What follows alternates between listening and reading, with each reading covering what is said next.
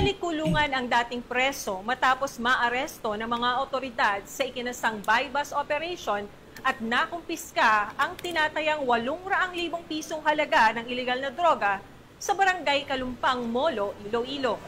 Ang detalye ng balita mula kay Patrolwoman Julibel Avio. Naaresto muli ang isang dating bilanggo sa matagumpay na ikinasang bypass operation ng mga kapulisan sa Zone 3A Barangay Kalumpang, Molo, Iloilo City. Pasado alas 3 ng hapon ito lamang ika-5 ng Agosto taong kasalukuyan. Kinilala ang suspect sa alias na Bebe, 28 taong gulang at residente ng naturang barangay. Ayon kay Police Captain Roque Jimeno III, Officer in Charge ng Iloilo City Drug Enforcement Unit, matagal nang minanaman ng mga operatiba ang galaw ng suspect matapos makapanggap ng impormasyon na sangkot ito sa iligal na bitahan ng droga. Halos 3 linggo siyang isinailalim sa surveillance bago ikinasang ang nasabing operasyon. Sa isinagawang investigasyon ng kapulisan, lumalabas ang dating nakulong ang suspect noong taong 2024, ngunit napalaya sa ilalim ng plea bargaining agreement.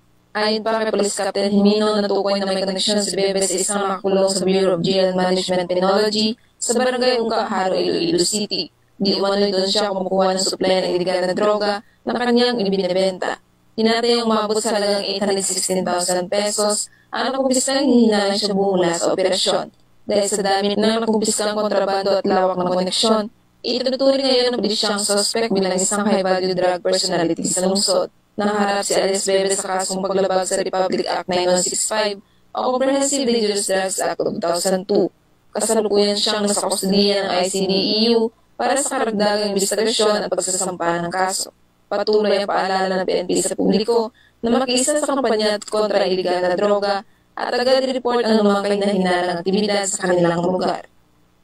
Mula dito sa Police Regional Office 6 sa Konyong Police News Network Correspondent, Patrolwoman Julibel Avio, alagad ng batas sa kataguyod ng balitang pulis.